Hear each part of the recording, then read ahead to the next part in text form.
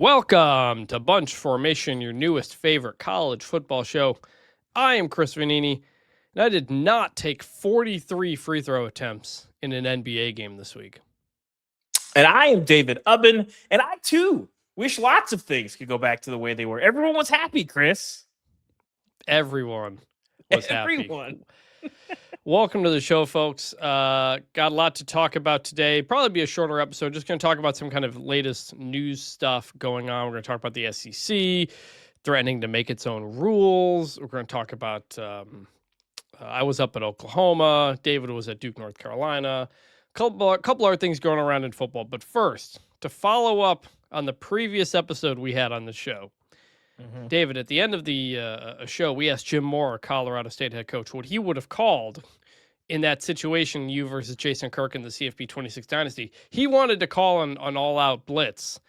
And after we had recorded that show, you played Alabama, Computer Alabama in the Dynasty, and you made the call, and what happened? Very similar situation. I think I was up 7 with like a minute left. I was like, you know what? I'm going for it. And I gave up about a 70-yard touchdown. Again, my DBs are not good. But Chris, hold on. Literally, we drew a holding penalty. So it got called back, got the defensive stop, and got the W. So there you go. So it worked. So Moore's call worked. Kind of. We also, on Tuesday night, had Bunch Formation Bowl 4 because we ended up meeting in the semifinals of the college football playoff.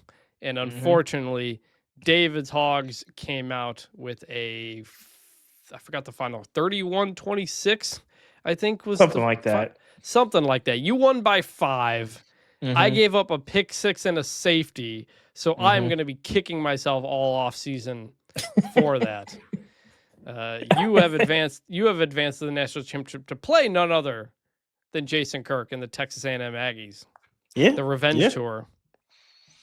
Indeed, the Hogs going from 3-9 to competing for a national championship. Shout out to Kenny Minchie, won the Heisman Trophy.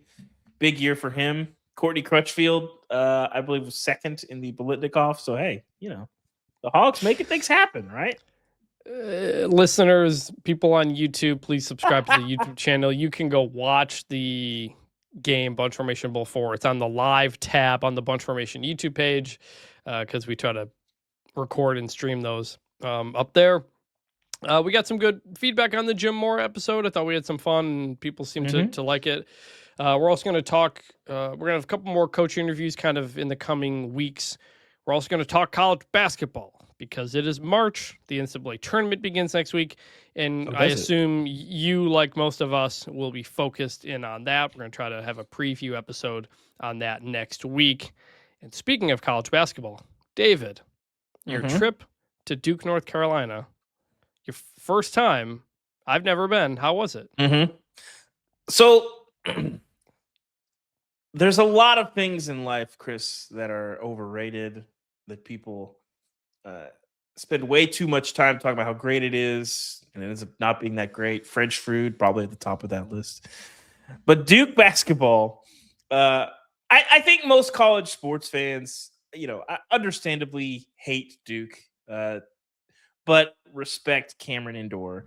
And obviously, I'd never been to a game there, so going to it, a season finale, rivalry game, North Carolina, ridiculously loud, the most unique venue that I have been to. It is obviously really small. It kind of comes across on TV, but it's just different. It's like the biggest high school gym that you've been in before, and I mean that as a compliment. And it's 23 rows, Chris. That's it. Wow. And the bottom bowl is 9 rows all around, separated by like a big wood panel with like a big brass railing. I said it was like playing a game on the floor of Congress. That was kind of the closest thing that it felt like, or the house anyway. And just incredibly unique and hard to put into words, but I tried to put into words in the column. I mean, I went there and wrote about like, what is it like to go to this rivalry game for the first time? That was just what I'm writing about. And so you can read that on The Athletic. Were you seated like on the floor in front of the Cameron Crazies where the media used to be? So yes, I was directly in front of the Cameron Crazies. Incredibly tight. It's really weird. So one thing I didn't know is like before the game starts, like the people that are on the furthest inside, everybody kind of has to like stand and wait because you really can't get behind people between the student section. It's And like the longest airplane row. yes, very much so. I was sitting next to John Hollinger, one of our NBA colleagues, and he said, "I'm basically just treating this like I have a window seat in an airplane for 3 hours." So, do people like when you're there with your computer? Are people constantly like looking over your shoulder and reading what you're saying and stuff like that? I mean, there's like I really, it's hard to explain like how close you really are to the students. Like they're right there, and then obviously like when they're inbounding in front of you, they're doing the reach over, bad voodoo. Like they're right there, and then Duke's people actually warned us before the game was ending. They were like, "Hey, after the game, the players are coming over here." And the students like don't care that you're here, basically. Like they will jump over you to like high five the players or hug the players. So like as soon as the game's over, like we need to hustle and like get out or you will get like tackled, basically. A couple people didn't make it. I hope they're okay. Didn't make it. Yeah. Didn't get out of there before the players came over to celebrate with the fans. But just that unbelievably cool atmosphere, the crazies. Like, so I talked to some of the line monitors because I wrote about Krzyzewskiville and how you get into the student section and the 6-week camp out and all that stuff, which is just crazy to me. And one of the things that the people who are in charge of like the student section said is like they just try to get as many people in the student section as possible. There's not like seats. Obviously, no one's sitting down. And I don't know how many people are supposed to be in the student section. I would say like 700-800, but they try to get it to 1,000, 1,100. And all the students basically just have to like stand sideways to get more people in there. So it's like wildly tight. And then I mentioned the story. By the second half, there is a cloud of BO, as one would. It's a lot of young students. It was warm all day. So like the kids had been like, drinking and body painting and all the other stuff like before the game. It was pretty nice outside. So like Kville was pretty wild before the game. I kind of went over there and saw what that was like. So like, they've been out in the sun all day and then come in and get up close and personal with 1,000 of their closest friends. But if you ever get a chance, I mean, the tickets to get in the door, because you had, it was a top 20 matchup, Duke #1 in the country. I think the get in the door price I saw on the secondary market was around $2,000. So I don't know. Man, that's Miami, Indiana prices there. I know. I mean, it's sort of like a scarcity creates demand thing. Like if they had a 20,000 seat arena, I'm sure it would be a little bit easier.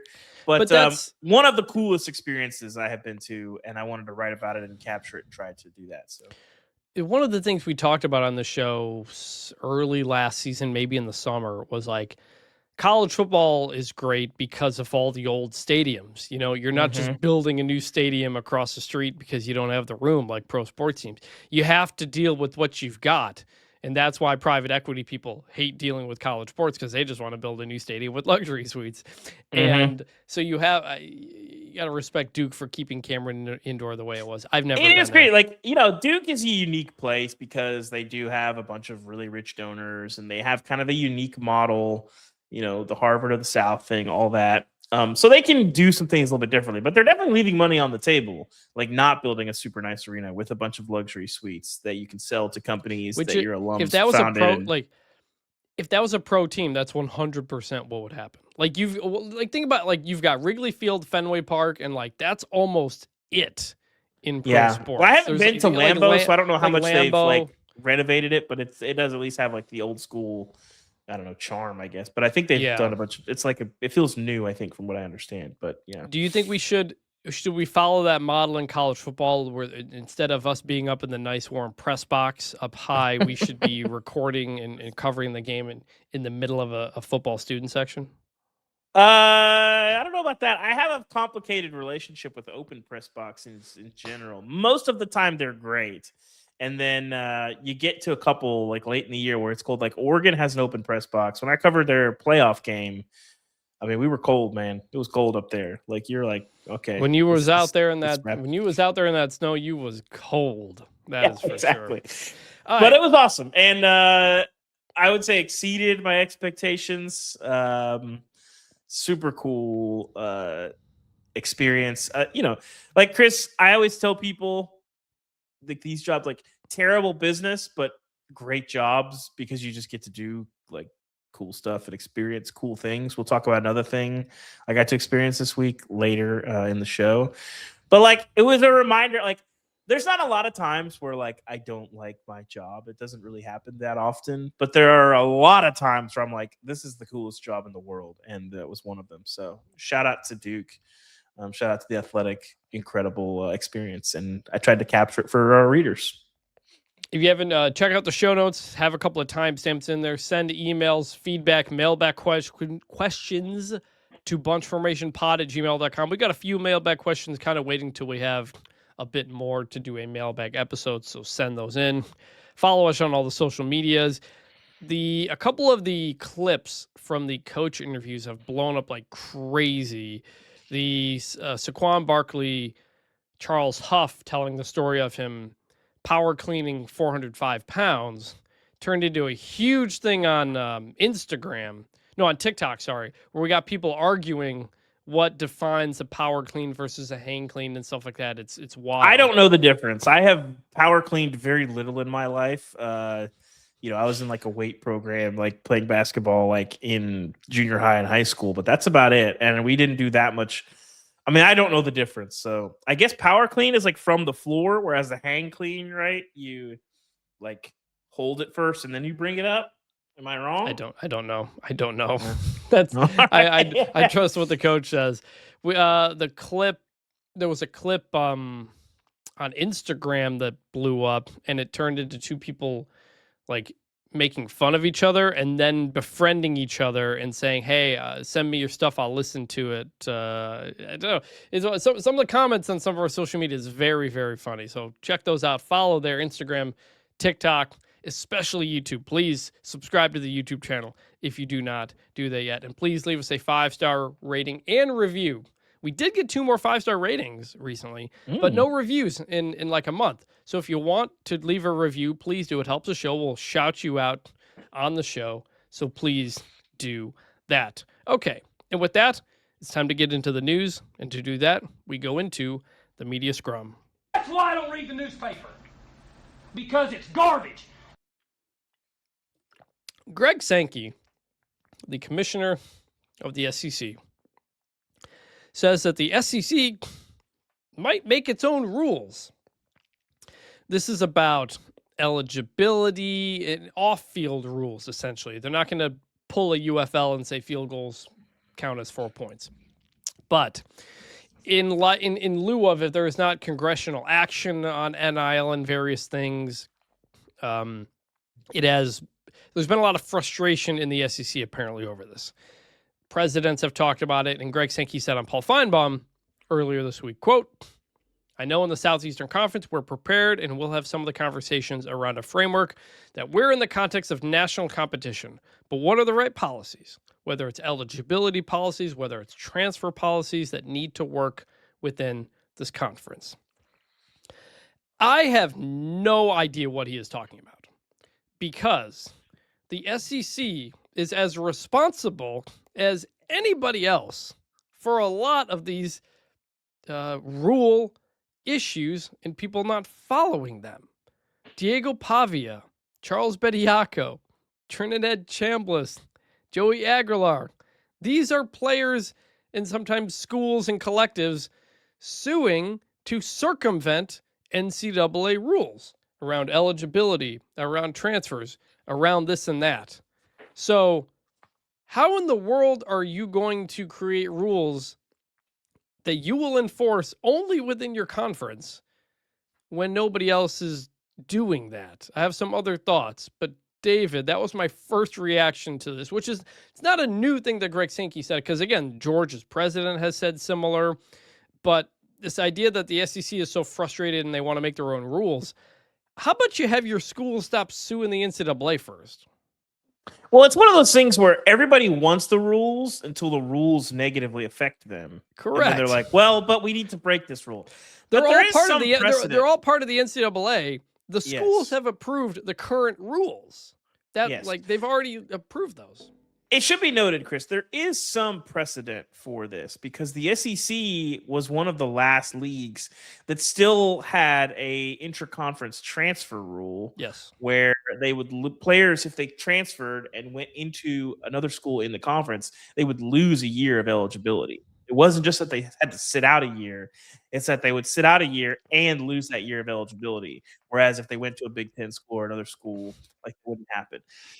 That was basically to keep schools poaching each other's players because the incentive would be very, very low to do that. Which I think is I don't know if that's still the rule or not, but I mean, actually it's think definitely that's not a good the rule.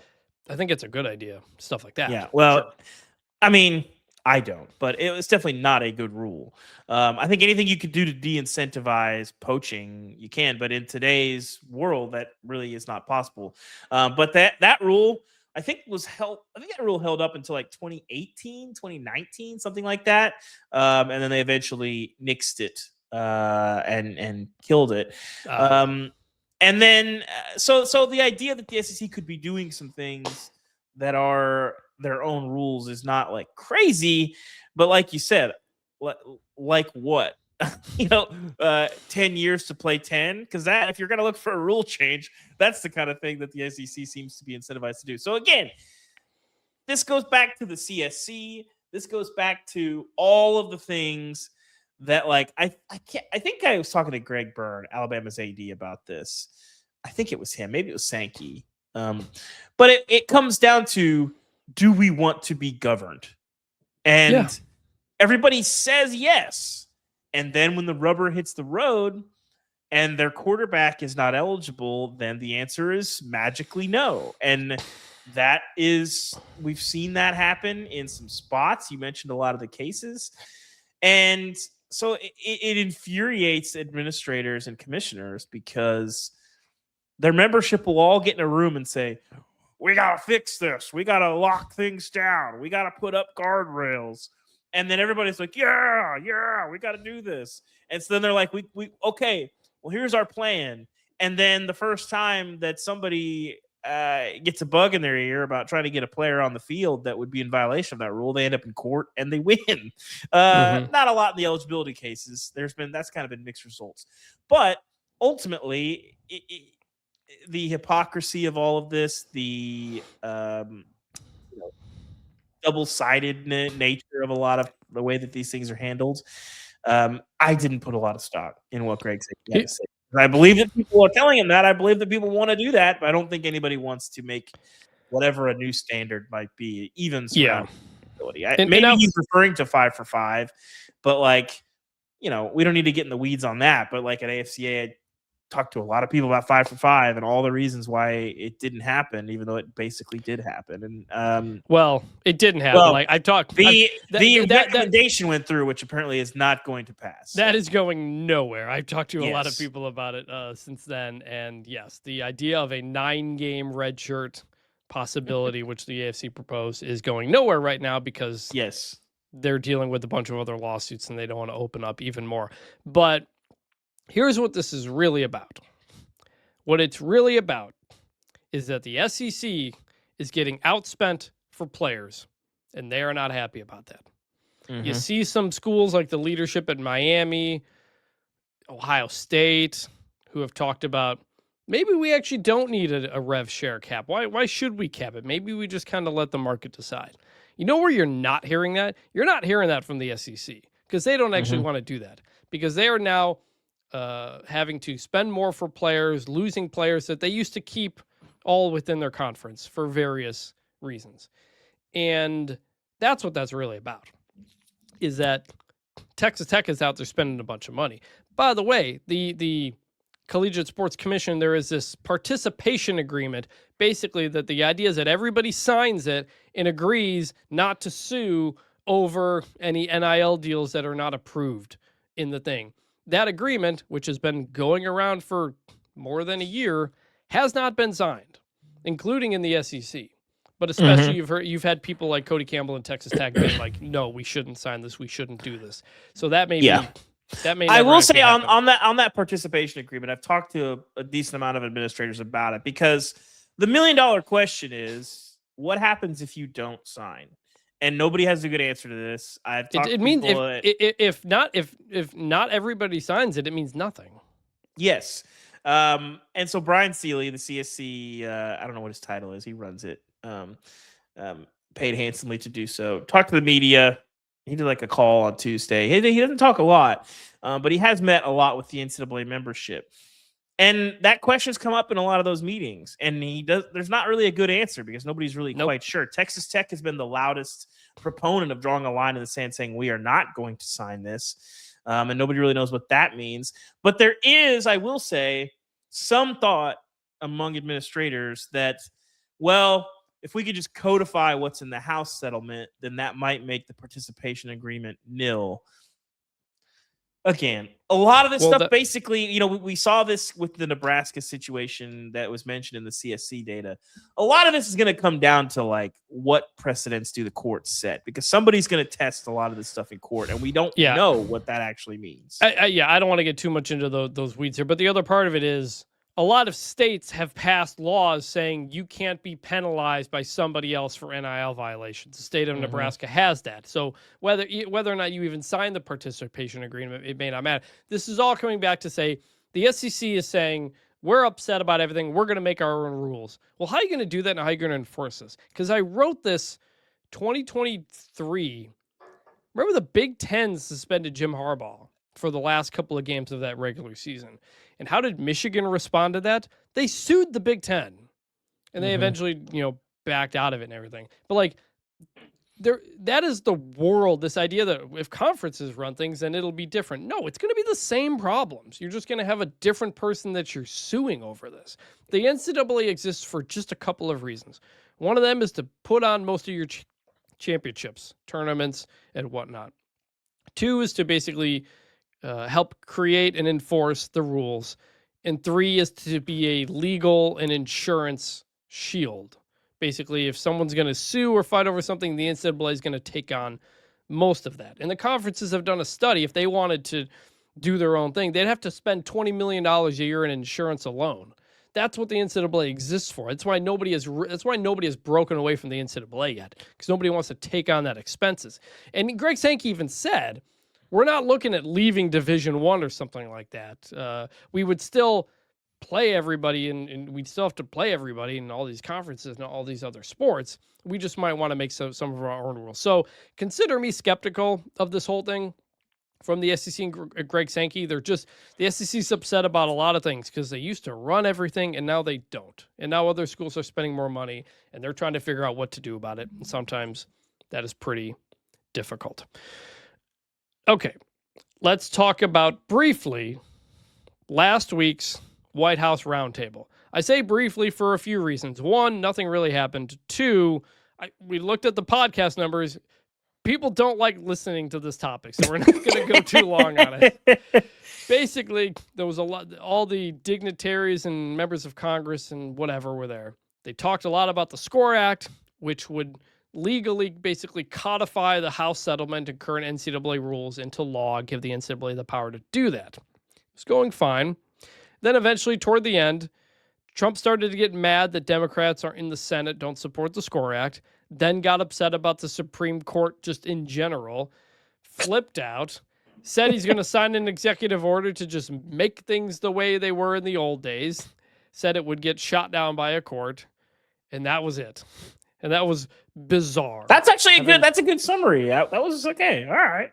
Talking to people who were there, they were like, yeah, we were told there's not going to be an executive order. We're going to, and that he wasn't going to say that, and he did. We'll see if it happens. It doesn't matter if it does. The point of this was to bring more national attention to the SCORE Act and college sports issues, and it did do that. You put it on C-SPAN. We watched it. Like, it did get that. It actually was going better than I expected until the end. However, everybody who doesn't follow college sports and covers politics was saying, why the hell is Trump doing this in the middle of a war with Iran? It's a lot of other things going on, which is true. So, David, you wanted to talk about this a lot. I didn't want to go too much into it, but basically, no real progress made yet. Executive order means nothing. Congress is going to take up the SCORE Act at some point again, possibly, but I remain extremely skeptical that this ends up happening. So I did talk to some people who were in the room, and there wasn't a lot of there wasn't as much just there was a lot of intellectual dishonesty, but there wasn't as much outright lying as I expected. But Mike Johnson did mention that he believed that there were 10 senators on the Democratic side that they had to pass the SCORE Act. I asked a couple people in the room, are the Democratic senators that are going to sign this bill, are they in the room with us right now? and they're just I don't know. I don't know them by name. So I respect that they want to bring the SCORE Act back up for discussion. It's very unpopular for a lot of reasons. It's not worth digging into. It's about 50-50, but 50-50 is not enough. 50-50 is not good enough. That's the point. Yeah. They want to talk about bipartisan, nonpartisan. It's an extremely partisan bill. It has a lot of support from Republican senators. It does not have literally any support from Democratic senators, which is going to be an issue with passing. You need 60. You have to get to 60. I will say, we don't need to get into the fact that there were no athletes there. They sort of kind of poo-pooed that, and we're like, well, they're going to be in discussion with whatever solution that we have. But the problem is that making all these decisions in a room without athletes and saying we're going to do this is literally the exact way that we got to where we are now. And so we joked about it at the top of the show, Trump saying, everyone was happy, things were fine in the past. Well, you know who was not happy was current athletes. And for a long time, Chris, we've covered this sport for a long time. How many times did you have administrators say athletes don't have as much value as they think they do? It's the name on the jersey, it's all these things. And then NIL opens up, and this sort of black market immediately, well, I say immediately, it took a couple months, Chris, for the black market to form. And then immediately it's no, there's literally $1 million market for lots of athletes. And so they're sort of wrestling with this. And so people can complain and say, oh, things are broken. Oh, things are. I don't know a lot of businesses, Chris, that have grown in revenue 700-800% in the last 20 years that people are talking about, oh, this is irreparably broken. College sports has a spending problem. Okay. Mm-hmm. It does not have everything is broken problem. People didn't want to live in the real world, and the courts shoved them into this sort of chaos. And for all the poo-pooing about paying athletes and the uncertainty of, oh, we're going to pay this quarterback, this imaginary amount of money, that was basically made up. But there's some truth to, we're going to give athletes a lot of money. We don't even know if they're good or not. Well, I didn't hear a lot of crying about Billy Napier's buyout. I didn't hear any talk about paying Jimbo Fisher $75 million to not coach. Well, you mean you didn't hear it at the event? A lot of people talk about that. That's my point. Yeah. A lot, and I didn't hear a lot of talk about paying Brian Kelly $50 million not to coach. So there's a funny thing on this. I think it happened on Tuesday. There was another Senate get-together hearing or whatever on this. And Chris Murphy, senator from Connecticut, and Tommy Tuberville, senator from Alabama, former college head coach, were talking about the various costs of things. Mm-hmm. And I think it was Murphy brought up, well, how come coaches can leave all the time and make this money and do this stuff? And Tommy Tuberville was basically like, well, you got me there. It's been so baked in that coaches get all the money and the players don't. And Louisville put out this paper a week or so ago saying this isn't sustainable financially. Well, Louisville also committed to give Jeff Brom a new big contract because he was flirting with Penn State.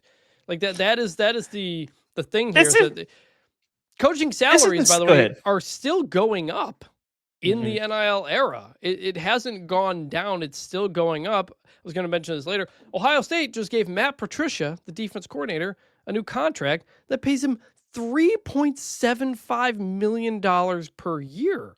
That An is the assistant highest, coach, we should know. an assistant coach. That's higher than half of the FBS head coaches, by far the highest paid assistant coach. 10 years ago, we had our first $2 million coordinator. Now we're almost at 4.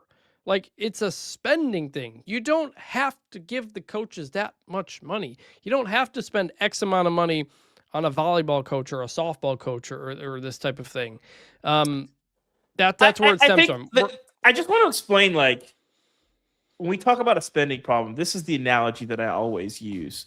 So, along with pretending that athletes were not employees and didn't have value, which, there's a lot of talk about what the Alston case did or did not do. But what that's it a whole did other do, thing. It is a whole other thing. But so it's worth noting that within that decision was a pretty stark repudiation from the Supreme Court of the entire NCAA business model, which Brett Kavanaugh, who was Trump appointed, basically said in any other business, this model would be flatly illegal.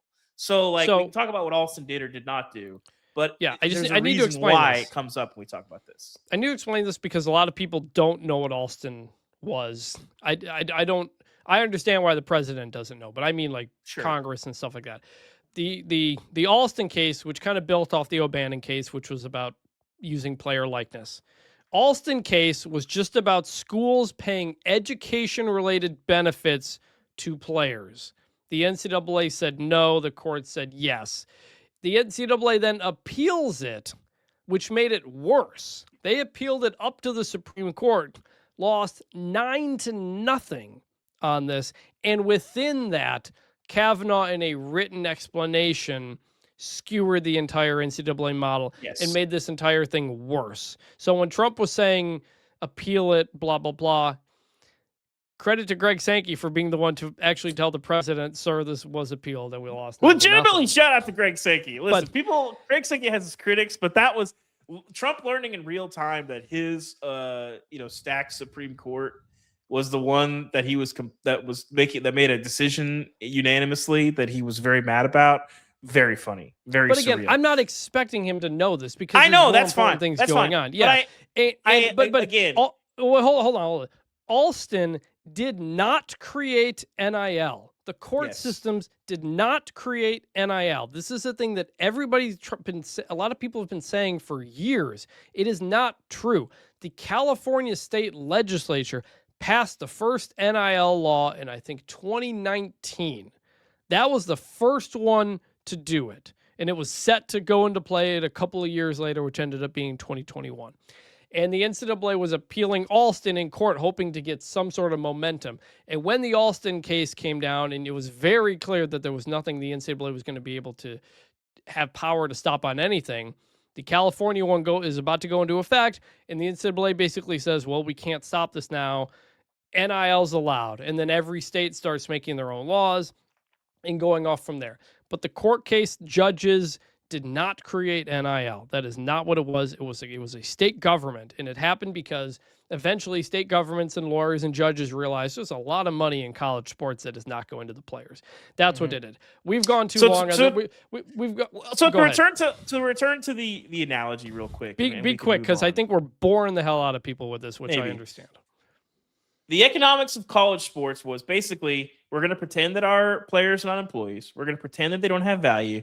And we're going to pretend to be a nonprofit. There is very little about college sports that looks like a traditional nonprofit, but they are a exempt status. They are a nonprofit. And so there's no coffers for any of the money that they were making to go. They had to spend the money as soon as they got it. So that's why you always hear this thing of like, oh, 90% of programs are in the red. It's like, that's a spending problem. And so you've been you have to be. You basically have to be in the red. Well, yeah. And so you have this system that doesn't really make sense. You have to spend. You have no reserves. You're living paycheck to paycheck. So it's basically like if you're making, say you're a household and you're making $2 million a year, but you're living paycheck to paycheck. You have no reserves. And then somebody tells you, hey, your expenses are about to go up 40%. I'd be freaking out too. But also, it's your problem. You created this. And so I don't have a lot of sympathy when you have administrators going to Congress and saying, whoa, please fix this. We messed up. It's like, You messed up because you weren't living in the real world for about 20 years as things started changing. Again, pretending to be a nonprofit, pretending that your athletes are not employees, pretending they don't have value. Well, they're not pretending they are, but that's how. Well, that's that's how what you I'm do saying. it. It's ridiculous. That idea made sense in 1970. But when you're catching billion-dollar TV deals, I don't know a lot of nonprofits, Chris, that have billion-dollar television deals. So it's like you can have that status, you can do that, but like that's not living in the real world for what this was supposed to be. So last thing I'll say on this, there was also a couple of senators came out with a draft bill to do open up the Sports Broadcasting Act, allow college conferences to pool their rights together and sell it. I'll just say that all of this remains in the very, very early stages and still is extremely unlikely to happen. You may have noticed we're in a war with Iran right now. There's a new DNI. Every time I talk to people in Congress about this, they're like, I don't know when we're going to get to this. There's so many more important things going on. There's a partial government shutdown still going on. If you haven't noticed the long lines at the airport, and then we're in a midterm year. And so it's hard to find the momentum and attention for this to happen. So the SCORE Act is probably going to come back up sometime in the House in the next couple of weeks. It might even pass the House. It has no chance of passing the Senate. We remember how a bill is made based on Schoolhouse Rock. So you will probably see some stuff about it coming up, about it passing, about momentum, about landmark, groundbreaking, this or that. It remains extremely unlikely. It has a very long path to go. We're done with that boring ass topic. Yes. I'm sorry we had to talk about it. I don't find it as boring as some people, but okay, go ahead. The listeners do, David. We see the numbers, so that's that's why we do it. I visited Oklahoma on Monday, and I gotta say, I think Brent Venables has some stuff cooking up there. You know, they come off of a playoff appearance, and I think they have done a lot of the things they want to do to fix, obviously, the offensive problems. But they're also killing it in recruiting right now. They had a monster weekend last weekend, got, I think, 5 or 6 commits. They have the number 1 class for 2027 right now, 19 commits. A lot of momentum, did a pretty good job in the portal. Brent Venables feels really good about the starters, has some concern about the depth, but, hired Deland McCullough, running backs coach, really good. Jason Witten is the new tight ends coach there. They got to get some more out of the tight ends. But, 30,000-foot view, what do you think of Oklahoma right now? This is a program that was dominant forever. You covered them up close. It's been up and down since they got into the SEC in the last couple of years since Lincoln Riley left. But I think in this new era, you kind of figure out what Oklahoma is. They've figured out the personnel front office side of things with Jim Nagy and all that. And I think Oklahoma is a team I'm going to be keeping an eye on for sure going into next season. Yeah, I mean, so you bring in Brent Venables, and the stated goal is please keep our offense good, but restore the toughness of the program that seemed to have fallen out when Bob Stoops left and Lincoln Riley took over. And the program, while really good, did get progressively worse as the years went on before Lincoln Riley left. And it took a little bit. I mean, I remember that TCU game where OU couldn't stop anybody, and it was like, well, that's not good. I think the toughness in the program is back. I still have some questions about John Mateer and offensively, what they can do. Obviously, upgrading at receiver can help there. But I agree with you. 30,000-foot view, good. I have game management. How good are you really at quarterback where the job is to throw the ball, not run around and then find somebody that is uncovered because you've been running around for 8 seconds. I have some questions about the sustainability of the offense, but ultimately I agree with you. I think 30,000 feet, the program seems to be pointing in the right direction, which when you've already made the playoff, you retain a bunch, you add a bunch, and your foundation seems to be solidifying some. I think that's a good sign, and not the time to be rocky as they sort of navigate this groundbreaking, unprecedented AD change. I talked to on the Mateer thing. He wasn't available to us on Monday. Shout out to Oklahoma, by the way. They had a big availability with Venables, Jim Nagy, the GM, all 3 new assistant coaches, and like 40 new players. All the new players, the freshmen and the transfers, all made available to anybody who was able to get up to Norman. Major respect to Oklahoma for that's getting us awesome. that. We've seen a little bit more access in the NIL era. It's been better than it had. Yeah. Like the trend lines from the last 5 years have been pointed generally toward more access. It's not great. It's still bad compared to other sports, but it's improving anyway. I talked to some of Oklahoma's like personnel people there, and they really just kind of emphasized just kind of how behind a lot of college football was in how you kind of scout and evaluate players. Like the coaches work their asses off in recruiting, but there's only so much time in a day for everything that you need to do. And as simple as it seems, you have a front office now that's been there for a year that has gotten on the same page with the coach of understanding what you want to do schematically, and we will go find players and identify players who fit the skill traits that you want. That is something Jim Harbaugh was really, really good at when he got to Michigan in 2015. He came from the NFL and had this mindset and understanding of we know what type of player we want, certain skill traits, and we get that guy for a defensive end or a linebacker or an offensive lineman or something like that. And Oklahoma, I think, has done a really good job of that, and they're so far ahead on planning now that they're getting the guys they want to get.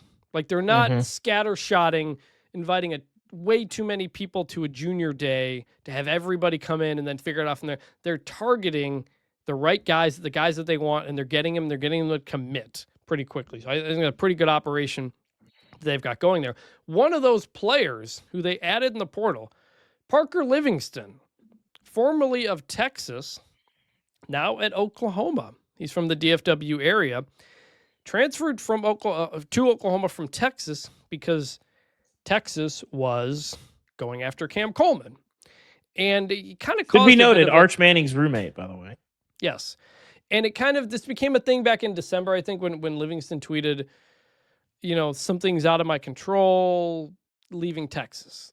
And some people thought that meant like he was cut or something like that. And then on Monday, he says something like, if I didn't have an agent, I'd probably still be in Austin. And people took that to mean, like the agent convinced him to leave or told him to leave. And that comment kind of went around. And I have to tell you, I am the person who asked that question, that got that comment. And I am here to give you the full context of what was going on. So Parker Livingston is in Orlando for the bowl prep, Texas, Michigan. He hears from his agent, who is Quinn Ewers' agent too, says, hey, Texas is trying to get Cam Coleman, or Texas is going to get Cam Coleman, something along those lines. And Parker Livingston realizes, I'm no longer going to be, number 1, number 2 option necessarily. My playing time's going down. Could impact the amount of money I'm making as well if the multiple millions that are going to go to Cam Coleman. I need to probably go somewhere else where I can either get some more money and or playing time. And that's and so I asked him basically, how helpful was it to have an agent? And he was like, extremely helpful. Like I wouldn't have known that Texas was doing that if not for my agent. The coaches didn't come and tell me that. I had to bring it to them, basically. I'm paraphrasing, but that's what he said. And I asked him like the value of having an agent and kind of what that process is. So that was the context of Parker Livingston saying what he said. It wasn't, my agent told me to leave, or my agent said get out of there. Like it was, no, the agent was helping him understand what the market is, because Texas coaches weren't necessarily doing all of that. Does that make sense, David? It does. And shout out to, perhaps having a good agent. Yes. The communication surrounding his exit probably could have been handled a little bit better, because it did sort of sound like he got cut. But we hear a lot of stories about nightmare agents, and there are a lot of bad ones and bad actors in this space.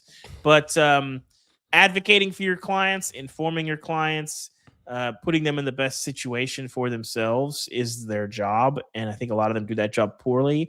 Seems like in this case, he did not. So shout out to his agent. when we were at Big 12 Media Days, we asked a bunch of players, how did you find your agent? And a lot of them told us, well, he just DM'd me on social media. That's how That's how. That's how it does in the NFL too, right? Yeah, that's how the NFL. So I asked Livingston like how he found his agent, and it's because it was Quinn Ewers' agent. So like, there's all this talk about agents being bad and stuff like that. It's like, no, there are lots of good agents. Most of the best players have good agents, certified agents, and all that stuff. And that is a value for what they do. And I think Parker Livingston going to Oklahoma is a big get for them. Something he talked about too. So when he talked to Ben Arbuckle, was a lot of like highlights and showing, all right, when we've got a bigger wide receiver, here's what we can do with them. And that's something Oklahoma didn't really have last year. And they kind of made the point that like he's a good player. He's a good player. Deion Burke, Satanga, who's coming back, those are more like inside receivers. They didn't have kind of the big outside receiver. And that's what Parker Livingston, I think, is going to be able to do for them. So I think that was a big get. They like the young offensive lineman last year, should be a year older, should be better. So they felt like they put a lot more pieces around Mateer and what they want to do on offense. And the other thing, like, you do want, Mateer wasn't there, so we couldn't really ask him about it. But I do still wonder how much that hand injury just kind of derailed his season, because he was a different player after that. Yeah, I mean, I don't know. Broken thumb. It's hard to say. Like, I told you I saw his hand up close at the Tennessee game, like a month after Red River, didn't I? I don't think so, actually. Okay. Did you see it physically, like his hand unwrapped? I not that close. It's pretty gnarly. Like, it looks horrible. And like, I just knowing like how much that trying to throw a ball with as like, and he's bleeding all over Red River, like it had to be a pretty big deal. Yeah. So we'll see. I think definitely after the injury, like you could notice the velocity on the ball was not what it was earlier in the season, which again, he already doesn't have the biggest arm in the world. So you will see. There's still issues, his ability. I'm not all in on the Mateer business. So like, I get why you had to stick with him, but if I was Oklahoma and I was like kind of playing cutthroat, I might have sniffed around the quarterback market. Just me. Like his decision making and stuff like that is still very much concerned. That doesn't have anything to do with the thumb. I just think the thumb made it worse, and you had zero running game to help him. You brought in Jaden Ott, just a disaster of a move, didn't work at all.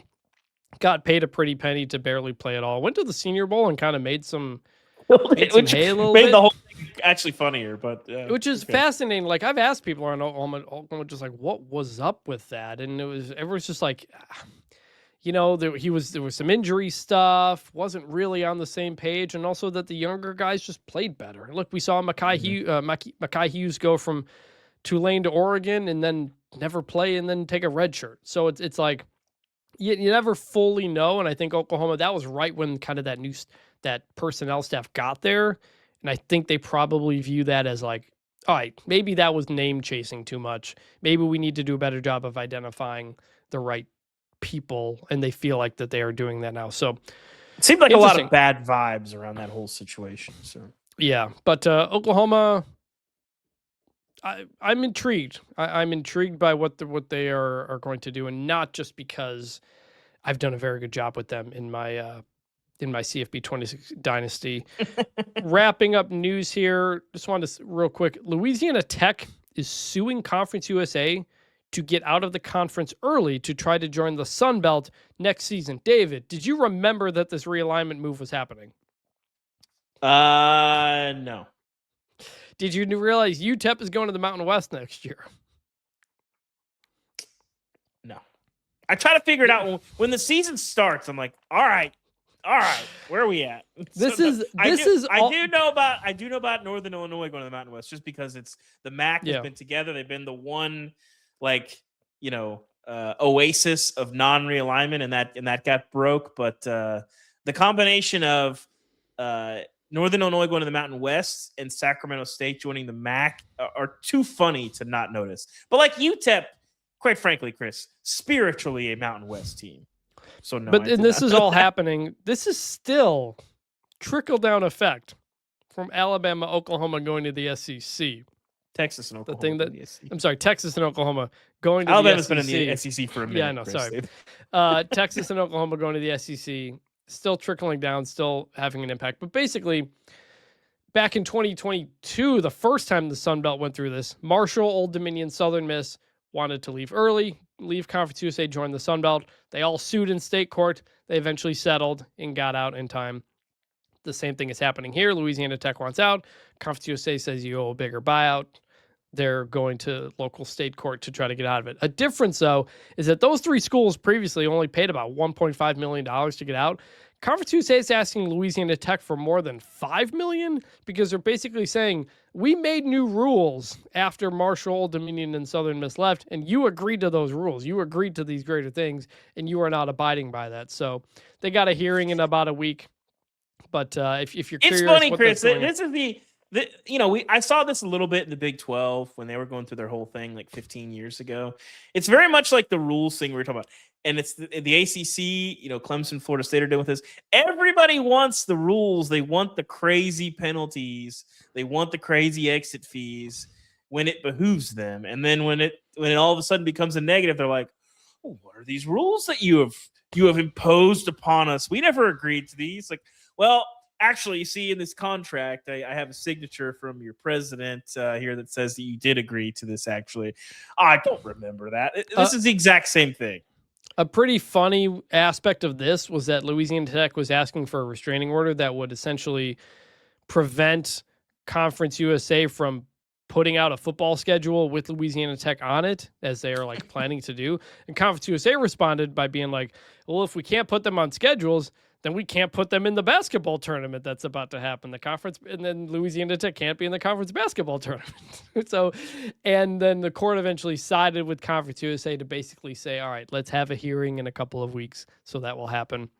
It's not too dissimilar from the WAC having a $1 million ransom for Utah Valley to play in their conference tournament because they are leaving the WAC for the Big West, I think, and they owe $1 million exit fee and they're not paying it. And so the WAC took them off of TV at one point, and now they're trying to keep them out of the conference tournament.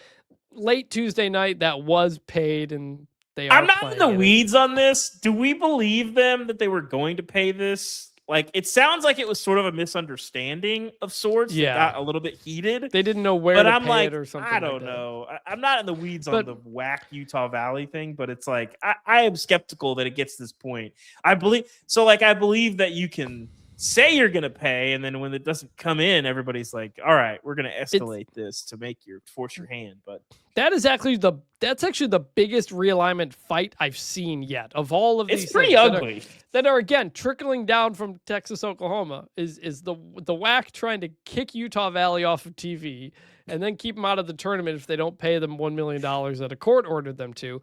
Utah Valley men, #1 seed. So they may win the tournament, get the trophy from the commissioner, go to the NCAA tournament. So if we talk a week from now about Utah Valley being in the NCAA tournament, that's the backstory. Pretty crazy. Okay, time to end the show the way we always do, and that is by remembering some guys. It's better than this. Guys being dudes. Now I'm going to go with Lou Holtz, who died last week at 89 years old. A well-accomplished coach at a lot of programs, rebuilt a lot of programs, won a national championship at Notre Dame, died at 89 years old. When I got into college football, he was at the tail end of his South Carolina run. My memory of Lou Holtz is basically him on College Football Final with Mark May and Reese Davis and arguing at midnight about the day in college football, and the Dr. Lou motivational speeches that he would do, which included the newspaper, ripping up the newspaper trick sometimes. And to a certain generation, to our generation, Reese Davis, Mark May, and Lou Holtz at the end of a night was must-watch television before we had social media telling you everything, before everything was embraced debate. That was a fun time. So Reese Davis in a judge's robe. Shout out. in Judge's row. But David, you're in the same. You're about the same age as me. Yeah, I Lou mean, Holtz obviously was at Arkansas at the time as yeah, well. he was. So I mean, I knew he was at Arkansas, and then I had recollections of him. Like, you hear stories about him at Notre Dame. I was a little bit young, but I do remember. Like, I think I was 12 when he went to South Carolina, and it did. Yeah, I think Shane Beamer talked about this last week. It did like legitimize South Carolina in a lot of ways. It was like, oh, this program's terrible, and this legendary coach is going there. And I think he went 0-12 his first year, and then ended up winning there. And so you sort of saw that coaching, play out and be, kind of amazing to see. But just a legend of the game in a lot of ways, and lived so many lives, and his last public act, I would say, Chris, infuriating Ryan Day and providing one of the funniest like post-game coach interviews ever. All he said was like Ohio State was kind of soft, wasn't he? I believe that was right. And then Holtz is right now.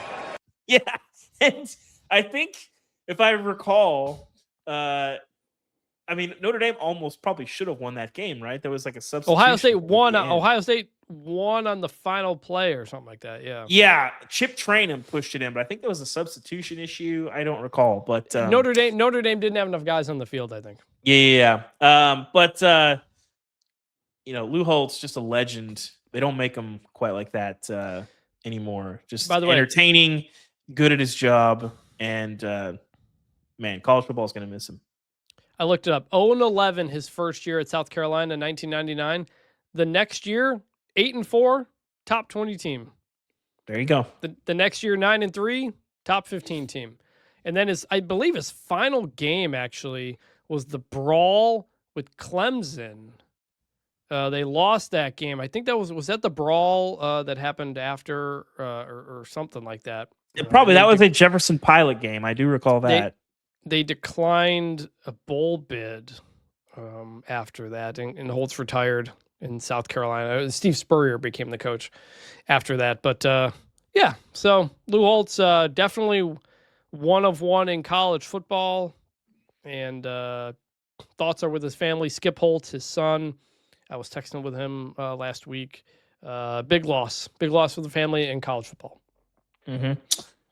Chris, it's March. I'm covering the ACC tournament this week. I have never been to the ACC tournament.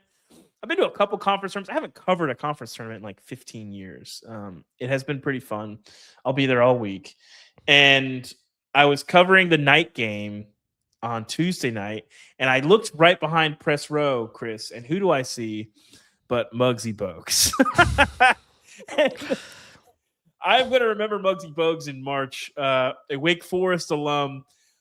Chris, I usually don't get like that's like starstruck. I could name for you I never got that close to Michael Jordan, but I went and saw him when he was still playing. I've seen Tiger Woods play in person a handful of times. He's probably top of the list of just like sort of an aura that's just like, oh, this is like a superhuman of some kind. I don't know that Muggsy Bogues has Tiger Woods vibes, but like as a kid, okay, some of us are height challenged, Chris, and I played basketball forever. My first love was basketball, and like Spud Webb and Muggsy Bogues were like the guys for me when I was a kid. Allen Iverson a little bit later in life, obviously Michael Jordan, the GOAT, but those undersized guys that just played really tough and like made you believe things that like Spud Webb won a dunk contest and he's 5'7", Chris. So anyway, I saw Muggsy and I was like, I had to go up to him. I had to. So I said, hey, I grew up in Arkansas, but you were one of my like 5 favorite players ever. And you were like you and Spud Webb were like a huge inspiration to me as a kid. And I just wanted to say thank you. And he was very nice. And I was like, can I get a selfie? And he was like, yeah, definitely. He wasn't that weird about it. I was trying to keep it moving, but I had to. And I don't do a lot of selfies. I did 2 yesterday, Chris. One with Muggsy Bogues and the other with Otto the Orange. Another guy on the short list of the best mascots in college sports. My love for Otto is mostly built around mascot games and in the old college football games, but a great mascot to say the least. But Yeah, Muggsy Bogues, we remember you. we don't do the selfie stuff in this job, and you're generally not supposed to, especially when it's something you're covering. But when it's like something if it's not outside of something I'm covering, I'm not going to do it. But like Muggsy if it's counts. like the mascot or whatever just gets in your face or whatever, it's kind of funny. I did it with the Undertaker at the Big 12 championship game a couple of years ago. But Muggsy Bogues, did you ask him about being in Space Jam? So I did not. It was during the game, so I was trying to keep it moving. But Chris, are you familiar with the TNBC classic show Hang Time? I'm aware of it. Yeah, I wasn't an great avid show, watcher, but yes. incredible show. He is on an episode of that show, which I remembered and rewatched this morning while I was preparing for the show. And I forget the kid's name, but he wants to go to this Muggsy Bogues camp where all these college scouts are going to be. So before their big game, he starts doing steroids and he becomes a much better player. But then his teammates notice that there's some acne on the neck of this teenager, and immediately they're like, "Are you taking steroids?" And he's like, "I had to." Shout out to Hang Time, Reggie Theus, current Bethune-Cookman show, come a long way from Deering, Indiana. But Muggsy Bogues comes in at the end of the show and gives him a heartfelt lecture on why he should not do steroids, because if you try to change your body, you'll never know how great you're actually going to be. And like, as stupid as it is, as silly as it is awesome. And I love Muggsy Bogues. If you're not familiar, he is 5'3", 5'5", I believe. 3. 5'3", played a long time in the NBA. I believe still the shortest player to ever play in the NBA. And awesome story, awesome player. And I don't know, it was cool seeing him. He was like 10 feet. I looked around, he was like 10 feet away. I was like, I have to do it. My brother and I always talked about Muggsy Bogues. I texted him the picture. I was like, you're never going to believe it. That is awesome. By the way, Muggsy, not his real name. It's a nickname. Yeah, Tyrone is his real name. Yeah, we don't have as many nicknames in sports as we used to. We got to bring that stuff back. I'm with you. Absolutely. I think we should do that. So, and remember some guy's nomination from listener Daniel Sconza. Akeel Lynch, Penn State running back. Daniel says, as a Penn State fan myself and a fellow Canadian, he was a fun storyline to follow. Appreciated the willingness to stick with the team during a dark era and make some plays. Unfortunately for him, we know his Penn State prominence was cut short because of some dude named Saquon decided to commit and play immediately as a true freshman. Thanks, guys, and love the show. Yes, I do remember Daniel. Do remember Akeel Lynch.